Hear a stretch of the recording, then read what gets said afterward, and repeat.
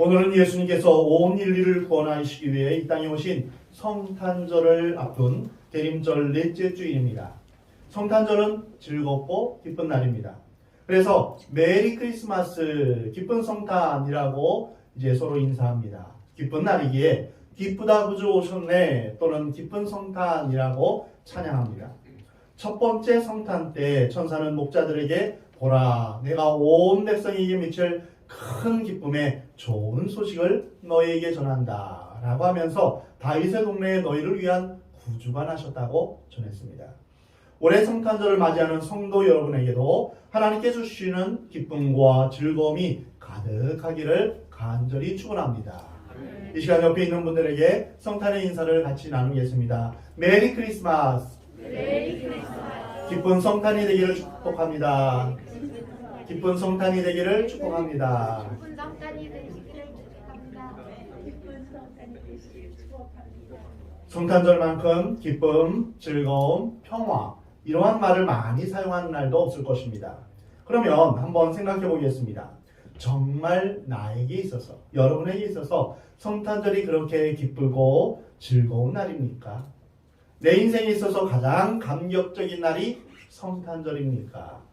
아니면 말로는 그렇게 이야기하지만 실제로는 별로 감격도 없고 기쁨도 없고 즐거움도 없는 그저 그런 날이 아닙니까?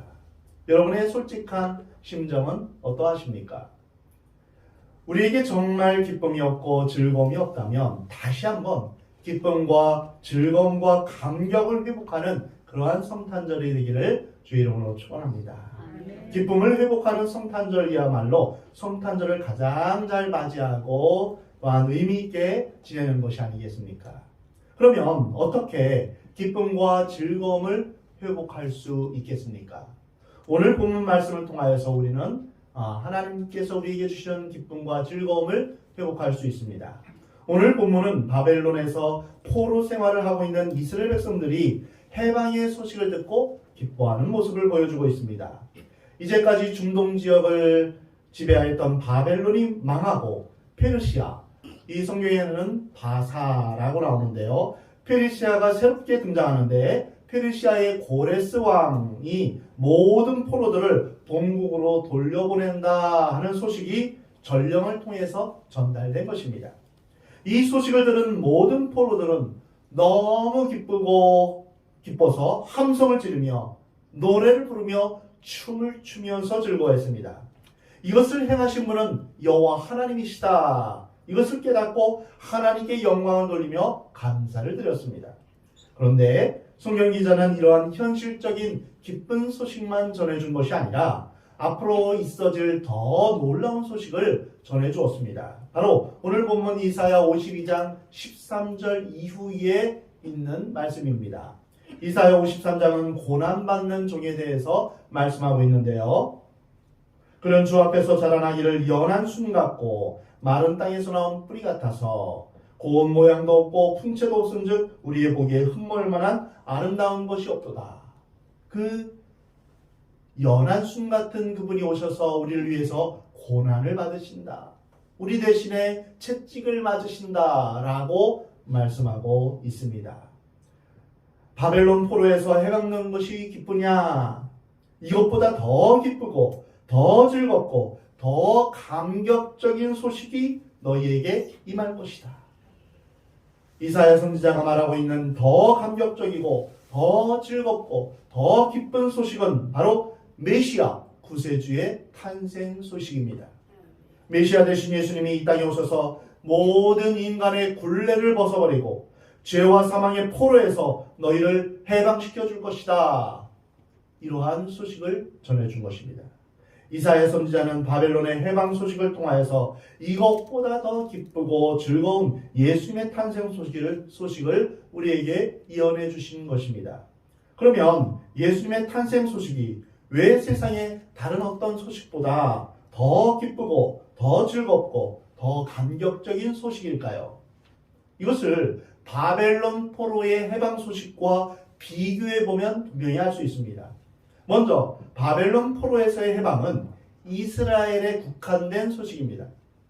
메시아의 탄생 소식은 온 인류에게 미치는 누구나 필요하고 누구에게나 기쁜 소식이 되는 것입니다.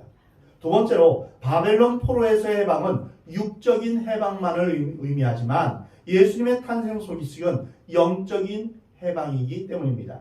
세 번째로 바벨론 포로에서의 해방은 인간의 굴레에서 해방되는 것인데 비해 예수님의 탄생 소식은 죄와 사망과 사탄이라는 인류의 3대 원수에서 해방되는 것을 의미합니다. 사랑하는 성도 여러분, 예수님의 탄생 소식은 죄와 사망에 빠져 영원히 사탄의 노예가 되었던 우리를 하나님의 자녀가 되게 하셨고 천국 백성이 되게 하는 온 백성에게 미칠 큰 기쁨의 소식인 줄 믿으시기 바랍니다. 그렇다면 이 소식을 듣고 알고 믿고 구원받은 우리 성도들의 자세는 어떠해야 할까요? 첫 번째로는 이 소식을 전해야 합니다. 가끔 지나가는 도로 옆에 자랑하고 싶은 내용을 적어서 현수막에 걸어놓은 것을 여러분 보신 적이 있을 것입니다. 축 누구누구 아들 장군 진급, 어느 초등학교 몇 회 누가 군수 당선, 누구누구의 아들 세무사고시에 합격, 누구누구의 아들 서울대학교 합격. 여러분, 이런 현수막은 왜 걸어놓은 것일까요? 본인이 걸든 이웃사람이 걸든 사람은 좋은 소식이 있으면 알리고 싶어하는 그런 본능이 있기 때문입니다. 정말 고레스가 집권하면서 과거 정권과는 반대로 포로들을 고국으로 돌려보낸다라는 소식을 접했을 때 이 소식을 그냥 혼자 알고만 있고 가만히 있겠습니까? 한순간에 백성들이 사는 곳으로 쫓아가서 우리가 해방된대, 우리가 곧 고국으로 돌아간대, 우리는 곧 자유의 몸이 된대 라면서 이 기쁜 소식을 전하지 않겠습니까? 그래서 오늘 본문 7절에서 보면 전령이 힘든 줄도 모르고 산을 넘어 포로들에게 뛰어가고 있는 것입니다. 복된 좋은 소식을 가져오는 자의 말이 어찌 그리 아름다운가, 이렇게 말하고 있습니다. 사도 바울은 내가 복음의 빚진 자다라고 표현하고 있습니다. 빚진 자라는 의미를 우리는 보통 나에게 복음을 전해주기 위해서 많은 사람이 수고한 것을 그렇게 생각할 수 있습니다. 물론 그것도 엄청난 빚을 진 것입니다. 그런데 그 말에는 그거보다 더 소중한 의미가 있습니다. 내가 이 구원의 좋은 소식을 알고 있는데 이 소식을 전하지 못해서 구원받지 못하고 멸망으로 가고 있는 사람이 있다면 내가 그 사람에게 엄청난 빚을 지고 있는 것입니다. 구원받을 방법이 분명히 있는데 그 방법을 알려주지 않아서 죽어가고 있다면 나는 그런 사람들에게 복음의 빚을 지고 있는 것입니다.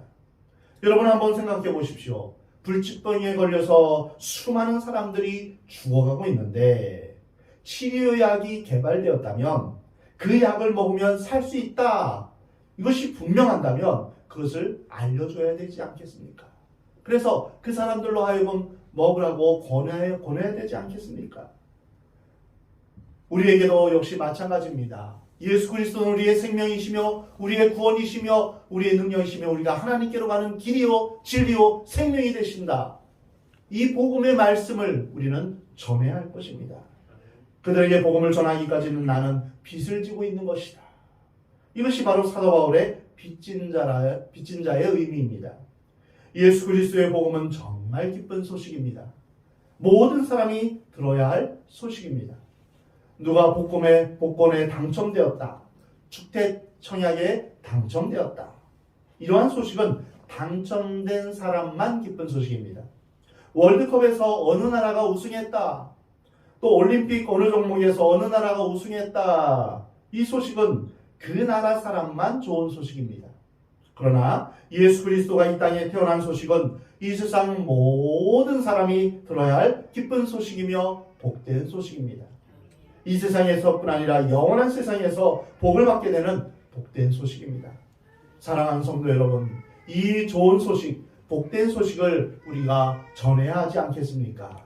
세상에는 나쁜 소식을 전해야 하는 사람도 많이 있는데 우리가 좋은 소식을 전하는 자가 된다면 얼마나 영광이며 얼마나 기쁘고 즐거운 일이겠습니까? 복음의 기쁜 소식을 전하는 저와 여러분이 되기를 주의 이름으로 축원합니다. 근데 이사야 선지자는 그 포로 해방의 소식을 전하고 들으면서 놀라운 사실을 하나 발견하게 됩니다. 오늘 본문 7절 중반절에서 하나님이 여전히 통치하시고 또한 하나님께서 다스리신다라는 그런 사실입니다. 바벨론에 의해서 나라가 망하고 많은 백성들이 죽고 나머지 사람들은 포로로 끌려가면서 그들은 생각하기를 하나님은 어디 계시나? 하나님이 정말 역사를 주장하고 계시는가? 하나님이 살아계신다면 왜 우리가 이런 고통을 당하는가? 이런 회의가 들었을 것입니다. 역사는 하나님이 아니라 강대국에 의해서 움직여지는구나. 이런 생각을 가졌을 수가 있습니다. 그런데 생각지도 않은데 해방의 기쁜 소식을 들은 이스라엘 백성들은 아니다. 우리가 잘못 생각하고 있었구나. 역시 하나님은 지금도 살아계셔서 역사를 통치하고 계시는구나. 이 생각을 하게 되었던 것입니다. 그렇습니다. 하나님은 지금도 살아계시며 이 세상을 통치하시고 이 세상을 주관하시는 줄 믿으시기 바랍니다. 그러기에 하나님은 우리를 구원하시기 위해 독생자 예수 그리스도를 이 땅에 보내어 주셨고 이제 얼마 있지 않아 이 세상을 심판하시기 위해 이 땅에 다시 재림하실 것입니다. 살아계신 하나님을 믿고 그분의 이 세상의 심판주로 오실 것을 믿는다면 우리는 복음의 기쁜 소식을 전하는 삶을 살아가야 되지 않겠습니까? 복되고 기쁜 소식을 전함으로 착하고 충성된 종이라는 칭찬을 주님으로부터 듣는 여러분이 되시기 바랍니다. 구원의 기쁜 소식을 전하십시오. 듣든지 아니 듣든지 우리는 전해야 할 사명이 있는 것입니다. 그래서 하나님 앞에서 하늘나라의 상급을 많이 받게 되는 저와 여러분이 되기를 주의 이름으로 축원합니다. 두 번째로 우리는 이 구원의 기쁜 소식으로 인하여서 어떤 삶을 살아야 될까요? 기쁘고 즐거워해야 합니다. 여러분 해방의 기쁜 소식을 듣고도 기뻐하지 않거나 즐거워하지 않는다면 그것은 정상적인 사람이 아닐 것입니다. 우리나라 일제치하 시대 때 해방된 소식을 듣고 우리나라 사람들이 얼마나 기뻐했습니까? 모든 사람들이 다 거리로 쏟아나와 이제 태극기를 들면서 대한독립 만세를 외치면서 모두 다 기뻐하고 즐거워하고 춤을 췄습니다. 그때 우리가 해방되었다는 소식에 시무룩하거나 우울하게 반응한다면 그것은 일본 사람이거나 일본의 앞잡이였을 것입니다. 하나님의 나라가 이 땅에 임함을 기뻐하지 않는다면 하나님의 대적인 사탄의 하수인임을 스스로 증명하는 것입니다. 정말 우리가 하나님의 백성이라면 정상적인 사람이라면 당연히 기뻐하고 즐거워해야 될 것입니다. 그래서 오늘 본문 8절 9절을 보면 전령이 달려와서 먼저 파수꾼들에게 해방의 기쁜 소식을 알려줍니다. 그러자 파수를 보고 있던 사람들이 소리를 높여 일제히 노래를 합니다. 기쁨의 환호성을 지릅니다. 와 하면서 우리가 해방되었다라면서 모두 다 기뻐합니다. 또한 이 소식이 황폐한 예루살렘에 전달되자 그곳에 있던 사람들도 소리를 내어 함께 노래를 하게 됩니다. 언젠가 TV에서 아프리카의 한 마을에 우물을 파주는 장면을 보게 되었습니다. 방송을 보면서 정말 감동적인 것이 생수가 솟는 그 물을 보면서 그 마을 사람들이 얼마나 기뻐하고 즐거워하는지 모릅니다. 덩실덩실 춤을 추면서 감격의 눈물을 흘리면서 그 물을 맛보기도 하고 그 물에 세수도 하면서 너무나도 기뻐하는 모습을 보게 됩니다. 맑은 물이 없어서 죽어가는 현실을 생각할 때 흙탕물에다가 오염된 물을 마시면서 그마저도 없어서 먼 길을 걸어서 물을 길어왔지만 그 물을 마시게 되면 각종 병에 걸려서 신음하였던 과거를 생각하면 그 우물물은 정말 생명과 같은 것이었습니다. 생명과 같은 물이 쏟아져 나오니 얼마나 기쁘겠습니까? 얼마나 신나고 즐겁겠습니까? 그 사람들의 기뻐하던 그 모습이 지금도 눈에 생생합니다. 우물 하나를 파주는데도 그렇게 기뻐하고 즐거워한다면 구세주가 오셔서 온 인류를 구원한다는 이 소식에 우리는 얼마나 감격하고 기뻐하며 즐거워하겠습니까? 사랑하는 성도 여러분, 예수 그리스도 그분이 이 땅에 오셔서 우리를 위해 이 땅에 오셔서 십자가에 죽으신 그 사실 하나만으로도 여러분 기뻐하고 즐거워하시기 바랍니다. 느헤미야는 나는 여호와로 인하여 기뻐하는 것이 너희의 힘이라 라고 말씀하고 있습니다. 하나님 때문에 기뻐하고 즐거워하는 것이 하나님이 기뻐하시는 일입니다. 그리고 하나님의 크신 은혜와 능력을 힘입는 것입니다. 나의 삶은 비록 힘들고 어려울지라도 나는 왜 이렇게 힘든가, 고통스러운가, 그렇게 우리는 한탄할 수 있습니다. 그러나 우리가 기뻐하고 즐거워할 일은 무엇입니까? 하나님이 나와 함께 하신다는 것입니다. 하나님이 나를 사랑하신다는 것입니다. 여러분, 하나님으로 인해서 기뻐하는 여러분 되시기 바랍니다. 성탄절을 맞이하여 이 땅에 오신 예수님으로 인해서 진심으로 기뻐하고 즐거워하는 여러분이 되기를 주 이름으로 축원합니다. 그런데 이스라엘 백성들이 정말 기뻐했던 것은 포로에서 해방된 것도 그렇지만 그보다도 하나님께서 우리에게 돌아오셨다라는 확신이 있기 때문입니다. 그들은 바벨론 포로에서의 해방을 하나님께서 우리에게 돌아오신 증거로 보았습니다. 이 사실은 일찍이 에스겔 선지자가 말한 예언의 핵심이었습니다. 에스겔 선지자는 이스라엘 백성들이 하나님께 범죄하자 여호와의 영광이 성전 문지방을 떠나서 동문으로 가셨고 그리고 다시 동문을 떠나 성읍 동쪽 산으로 슬프게 떠나셨다고 기록하고 있습니다. 거룩하신 하나님은 이스라엘 백성들, 이 범죄한 이스라엘 백성들과 함께 하실 수 없으셨습니다. 그래서 성전을 떠나셨습니다. 점점 더 멀리 이스라엘을 떠나셨습니다. 하나님이 떠난 이스라엘은 더 이상 존재할 수가 없었습니다. 나라가 망하고 죄악이 관영하고 많은 사람이 죽고 포로로 잡혀가는 그런 처참한 신세가 되었습니다. 그들에게 있어서 하나님이 떠나신 것보다 더 무서운 재앙은 없습니다.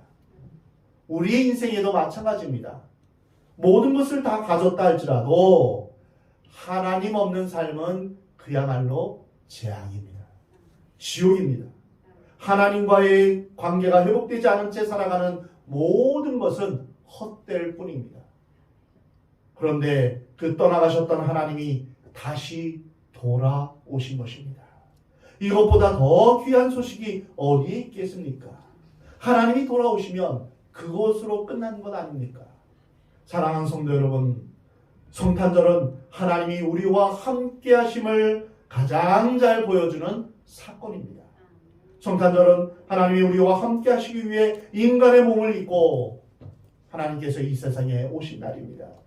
그렇게 오신 예수님은 영원히 우리를 떠나지 않고 함께 계시겠다고 약속하셨습니다.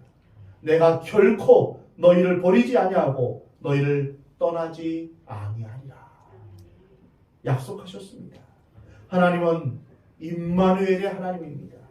하나님이 우리와 함께 하십니다. 한번 같이 따라해 보겠습니다. 하나님이 나와 함께 하십니다. 하나님이 나와 함께 하십니다.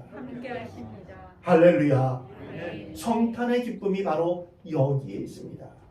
이런 하나님을 우리가 찬양하지 않고 어떻게 기뻐하지 않을 수 있겠습니까?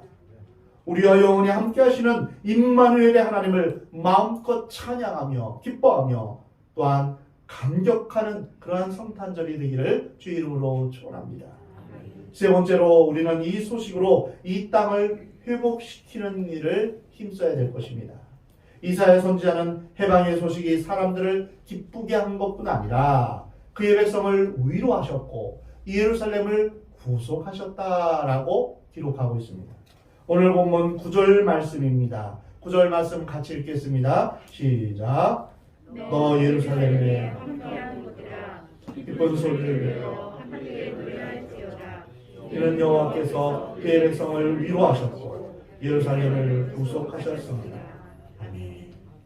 예루살렘이 바벨론에 의해 멸망을 당하고 많은 사람들이 바벨론으로 사로잡혀 갔을 때 예루살렘은 글자 그대로 황폐화되고 말았습니다.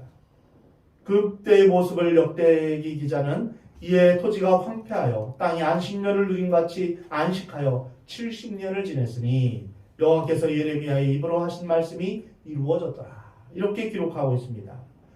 이렇게 황폐해진 예루살렘에 사는 이스라엘 백성들이 바벨론에서의 해방 소식을 듣자 그 성 백성들이 위로함을 받고 그 성이 이제 구원을 받게 된 것입니다. 황폐했던 성읍이 이제 바벨론 포로에서 해방됐다는 소식에 힘입어 새로운 활력을 받게 된 것입니다. 되찾은 것입니다. 오늘날 많은 사람들의 마음이 황폐화되어 있습니다.